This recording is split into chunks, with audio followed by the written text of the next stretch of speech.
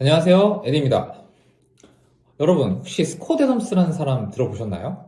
잘 모르는디? 뭐 이런 분들이 많을 거예요. 근데 그런 분들도 아마 이 캐릭터는 한 번쯤 보셨을 것 같습니다. 딜버트라는 캐릭터고 직장인 풍자 만화의 제목이기도 한데요. 미국에서 굉장히 오랫동안 인기 있는 국민 만화죠. 근데 이걸 그린 작가가 누구냐? 바로 스콧 애덤스인데요. 뭐 우리나라로 치면 약간 이말년? 침착맨 느낌이라 해야 되나? 아무튼 굉장히 유명하고 성공한 만화가죠. 근데 이 사람들은 글도 되게 잘 쓰거든요. 자기 개발, 말하기 등등 다양한 주제로 책을 많이 썼어요. 근데 역시 개그 만화가다 보니까 글이 되게 재밌고 또 조언들이 되게 뜬구름 잡지 않고 직설적이고 현실적이더라고요. 그래서 저는 스콧 애덤스가 쓴 책을 되게 좋아하고 이 책을 통해서 이 사람을 알게 됐어요. 이 사람이 옛날에 블로그에 쓴 글이 있는데요.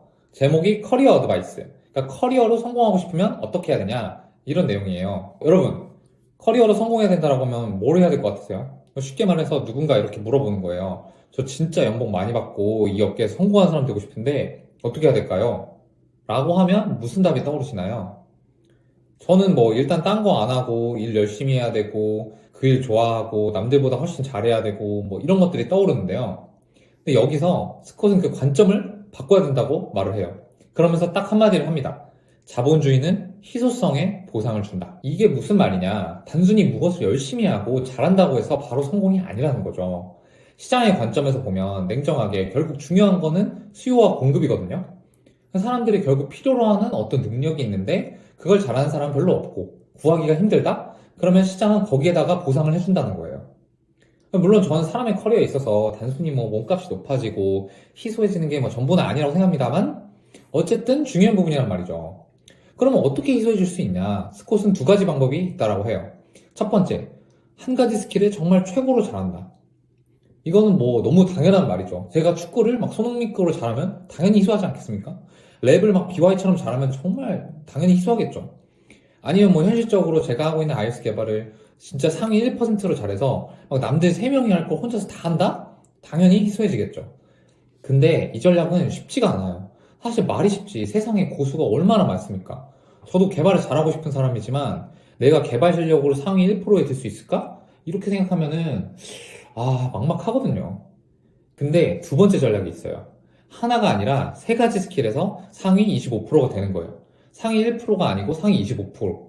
그러니까 100명이 있다라고 하면 내가 그 중에 25등 정도 안에 드는 실력인 거죠. 스콧이 이걸 설명하면서 이제 자기 예를 들어주는데 자기는 그림을 진짜 잘 그리는 아티스트 수준은 아니지만 대부분의 사람들보다는 그림을 잘 그린대요. 그리고 막 TV에 나오는 개그맨 수준으로 막 빵빵 터지진 않지만 대부분의 사람들보다는 유머 감각이 뛰어나요. 그러니까 나만큼 그림을 잘 그리고 나만큼 웃긴 사람 많아 이런 뜻이죠. 근데 그림을 잘 그리면서 말도 이 정도 재밌게 하는 사람 이거는 별로 없다는 거예요. 이 두 가지의 어떤 조합이 스콧 애덤스라는 사람을 희소하게 만들었다는 거죠. 그리고 게다가 스콧 애덤스는 배경이 되게 독특한 게 사실 딜버트 만화를 그리기 전에 꽤 오랫동안 은행, 뭐 통신사 등에서 직장인 생활을 하고 관리자까지 한 사람이거든요. 그러니까 경영대 MBA까지 졸업을 했어요. 비즈니스 잘 알겠죠? 그러다 보니까 자기는 비즈니스, 풍자, 만화라는 그 어떤 만화가도 쉽게 하기 어려운 주제를 자기가 개척을 한 거예요. 그래서 자기가 희소해졌다는 거죠. 첫 번째 전략으로 우리가 하나의 스킬에서 최고가 되려고 한다면 상위 1%는 돼야 합니다. 근데 대부분의 사람들보다는 좀 더 잘한 정도, 상위 25%를 노린다면 어떨까요?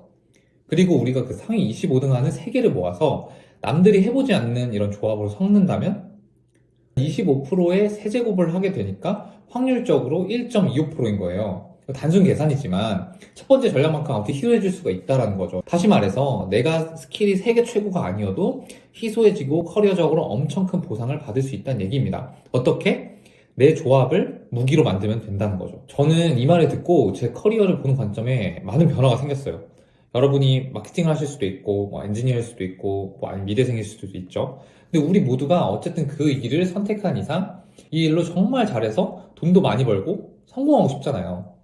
그냥 열심히 일하고 내가 정말 그 일을 미친 듯이 잘해서 성과를 내는 거지. 뭐 이렇게 생각했어요. 근데 여기서 조금 관점을 바꿔보자 이거예요. 희소성에 초점을 맞춥니다. 그러면 어떻게 하냐면 이미 내가 가지고 있는 거, 남들보다 좀 잘하고 있는 스킬이 있을 텐데 이걸 어떻게 잘 연결하고 조합하고 확장해가지고 내가 희소해질까? 이런 전략으로 바꿀 수가 있어요. 이런 방식으로 생각하니까 저는 진짜 좋은 점이 뭐였냐면 제가 비교를 덜 하고 불안한 게 줄어들더라고요. 제 커리어가 마치 올림픽처럼 1등만 알아주는 세상이어가지고 막 내가 세계 최고가 돼야 되는 게임이라고 생각을 하면 누가 저보다 잘하는 걸 봤어요. 그러면 무슨 생각을 해요? 아, 나는 저 사람보다 못하는 것 같은데. 나는 이 종목에서 성공하긴 글렀구나. 망했다. 이런 생각을 하게 되잖아요. 근데 내가 상위 25% 조합을 노린다. 그러면은 그런 비교가 의미가 없어지거든요. 어차피 남들과 나는 이 조합이 다른데 내가 잘하는 것들을 잘 섞어서 어떻게 하면 세상이 원하면서도 희귀한 사람이 될 것이냐. 이것만 고민하면 되는 거거든요. 사실 저도 저보다 개발을 잘하시는 분들 보면 불안할 때가 있거든요. 너무 잘하고 지식도 많아가지고 살짝 물어봤는데 막 저보다 3, 4살 어린 거예요. 그러면 막 불안하고 쫄리죠. 근데 저는 그런 걸 이겨내려고 제가 저만의 희소성을 가지기 위해서 제가 가진 뭔가를 연결해 보려는 시도를 많이 하는 것 같아요. 처음 제가 개발자로 취업 준비할 때도 그랬는데요. 저는 블로그에 굉장히 시간 투자를 많이 했었거든요. 그게 왜냐면은 제가 개발한 신입 개발자 중에서 상위 1%가 아니겠죠. 근데 적어도 개발하는 사람들 중에서 글쓰기라는 건 제가 상위 25% 안에 들 자신이 있었거든요. 그러니까 글로 하는 커뮤니케이션이나 뭐 문서화라든가 이런 것들이 개발자 현업에서도 원하는 역량이라는 거를 알고 있었기 때문에 제 조합을 가지고 어떻게든 저를 이제 희소하게 만들어 보려고 했던 거죠. 어떻게 보면 지금 유튜브를 찍고 있는 그런 것도 그런 이유이기도 하고요. 여러분들은 어떠신가요? 여러분 남들보다 꽤 잘할 수 있는 스킬이라고 하면 무엇이 있으신가요? 만약에 그런 거 3가지를 내가 조합을 한다 라고 하면 뭘 고르실 건가요? 여러분 답을 댓글로 달아주시면 정말 재밌을 것 같습니다. 오늘은 여기까지입니다. 감사합니다.